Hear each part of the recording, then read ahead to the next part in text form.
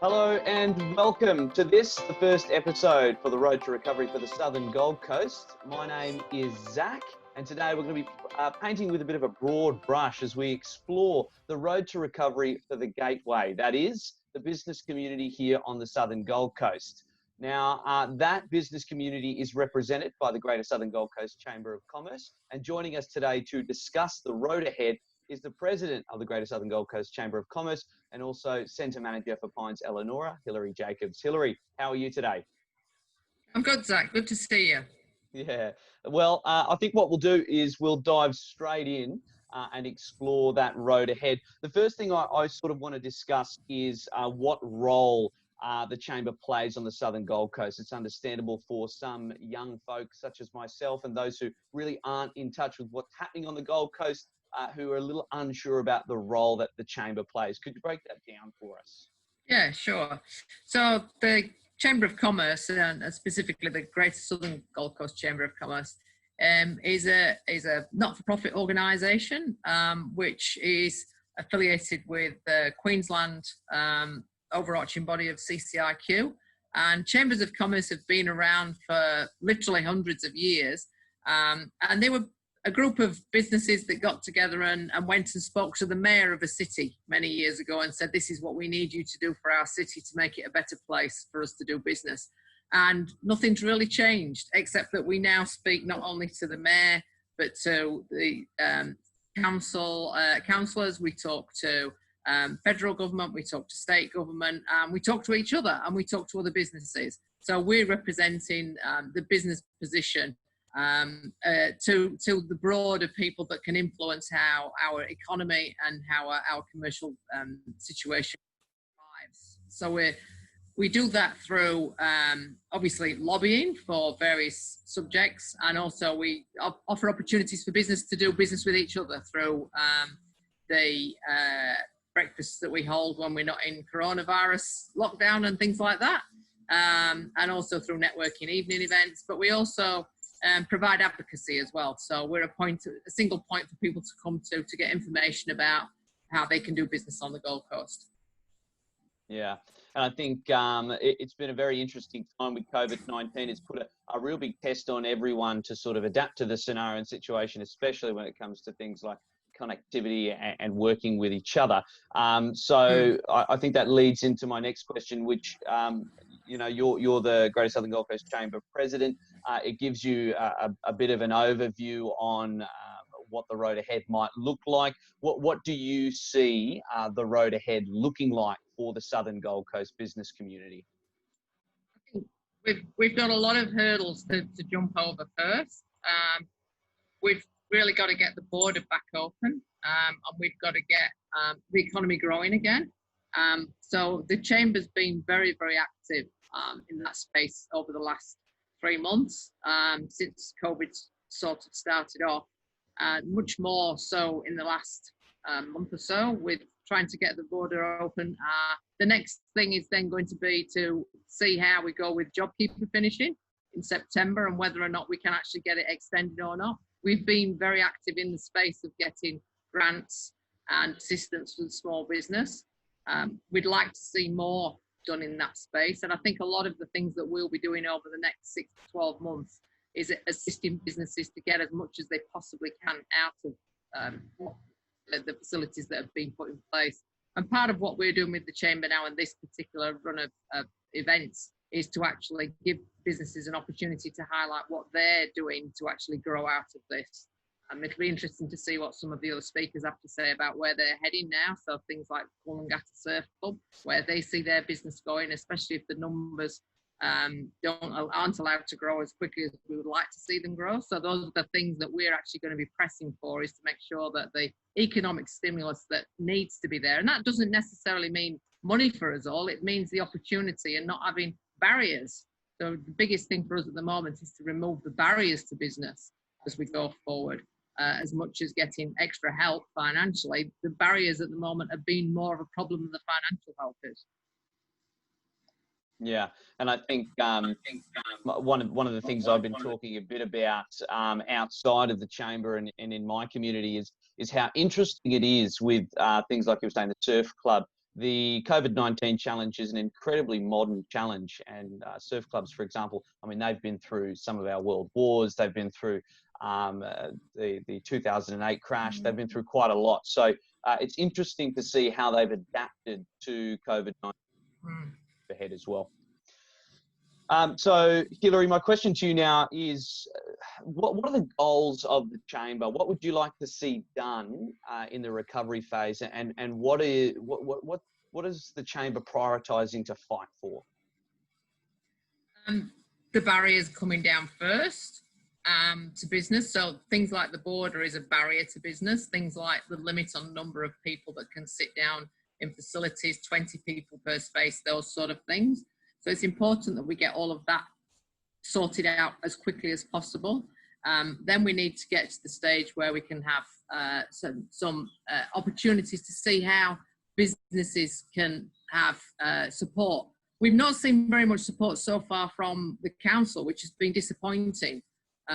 We've seen support at state level, which has run out, which is again disappointing. So I think some of the things that we'll be looking at is trying to find ways that we can get more support for business, even if it's just advice support for them as well. And we know there's a lot of stuff on the small business website that Queensland set up, but we need to see that there's more of that going on. And we'd also like to get to the chance where we actually can start to help businesses on an individual basis, and we'd be very keen for businesses to put their hands up and say, look, we need some help, because we can then use that to help them, but also to highlight the needs for everybody else. So one business gets helped. I think I've got a spider crawling on me.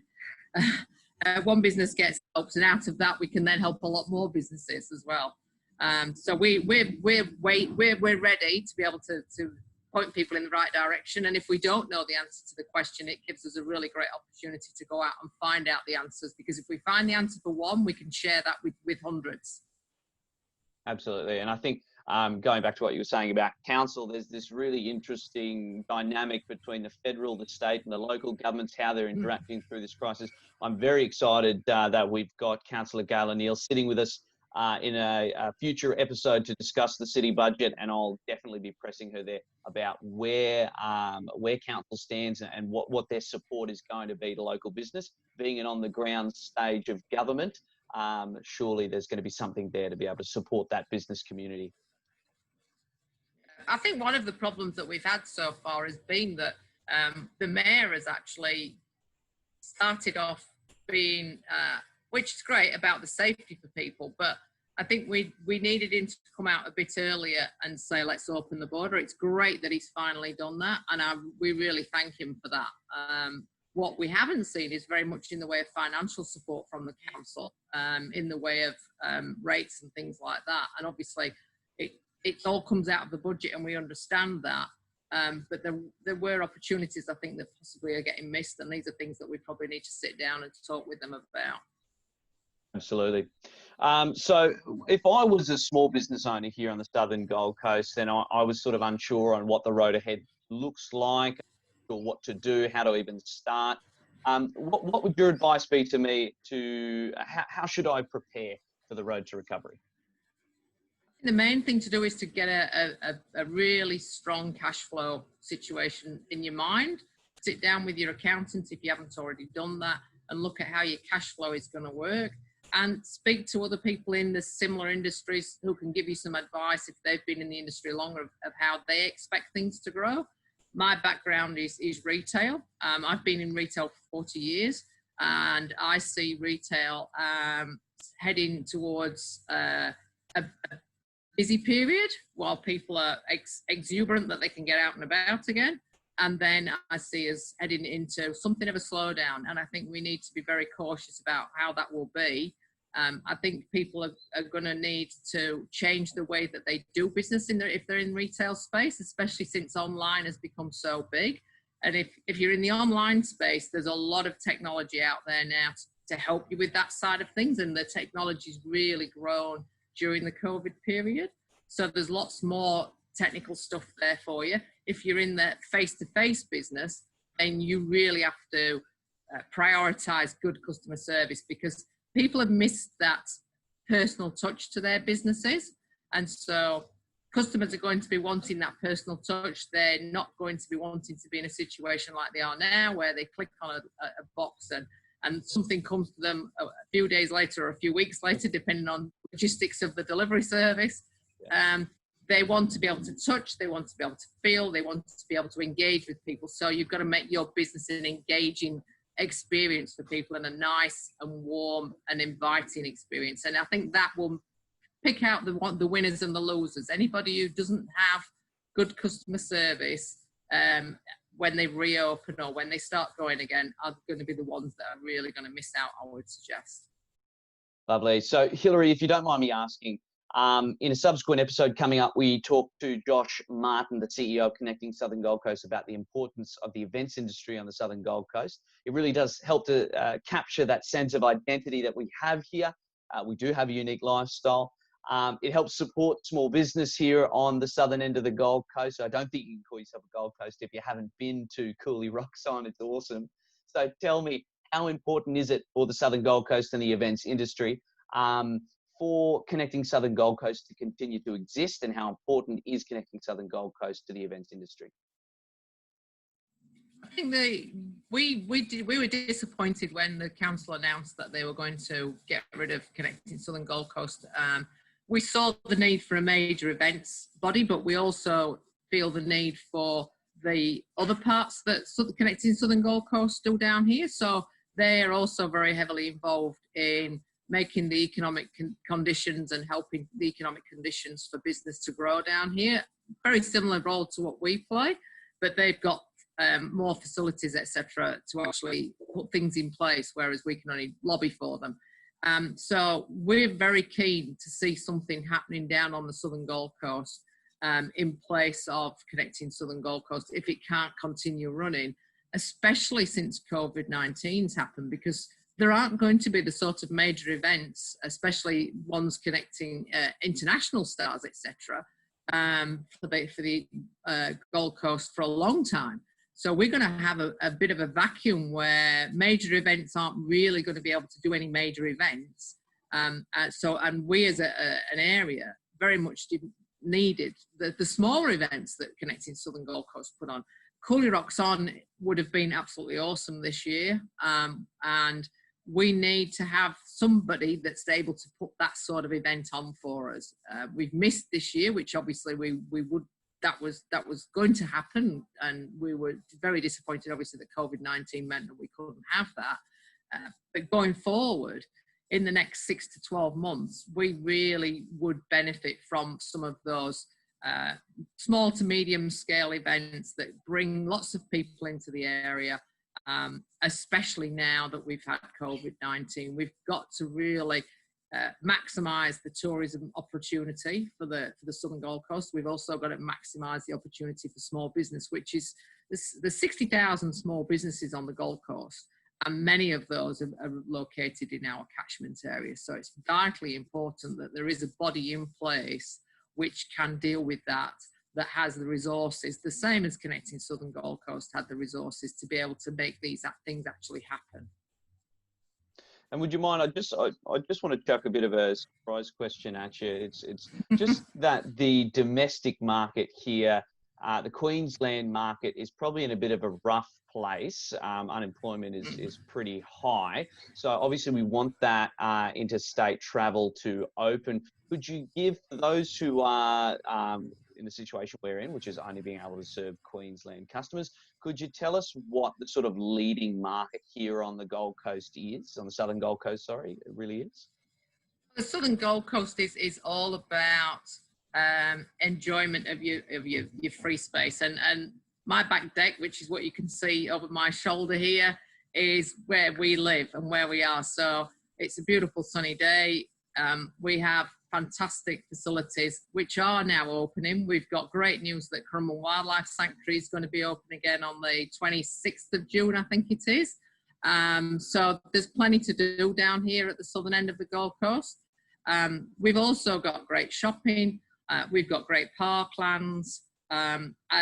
Most of the businesses down here there's a lot of micro businesses, a lot of one-man bands, which is fantastic. We've got the airport, obviously, which we're hoping to see up and running again very shortly. It would be, they employ a lot of people in this area, and that's one of the reasons why we really need for the border to be open and for the airways to be open for us.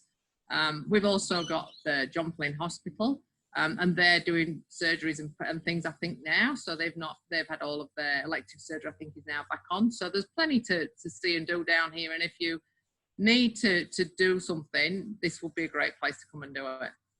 Absolutely. And I'll also give a quick shout out to our next episode, which will be tourism. We'll be speaking with Michael Kelly, the general manager of Coromba Wildlife Sanctuary, about that road ahead for the sanctuary and those larger tourist outlets, and about how that sort of looks. So I'm very excited about that. So what do you sort of foresee being the biggest challenge, the number one challenge for the Southern Gold Coast in the road ahead? The biggest challenge remains how businesses do come back and whether or not they can come back. The longer this drags out, obviously, the harder it becomes for people. And I was down at the border. I think people may have seen me on Sky News, Paul Murray Live the other day. Fantastic. One of the things that was pointed out was actually the number of lights that are off in the tower blocks down there. So the people that aren't in the area that would normally be here, you would normally expect 80-90% of the lights to be on in the blocks down there, and at the moment you'd be lucky if there's 10 or 15% of the lights on. So let's get the lights on in the tower blocks, and then we'll know we're doing well. Yeah, and it is that peak time in these 4 months where those lights really should be turned on. So let's hopefully get them turned on very soon. I think what we'll do, Hilary, is wrap it up with one last question. It's so that our viewers on both the website and our Facebook can get to know you as our president. And that is simply, as the restrictions ease, what are you most looking forward to returning to?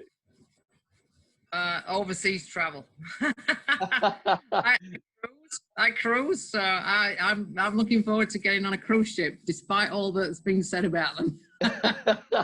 You're not nervous at all? Nah. That's amazing. Seriously, yeah, I can't wait to get on a cruise ship again. Yeah. Well, there you go. There you have it. Well, thank you so much for joining us today, Hilary, and thank you for taking. No worries. Thank you. And of course, thank you to those who are joining into this episode via our Facebook and website. Don't forget to like the video and share with your friends. Tag a small business below that you think might benefit from this series.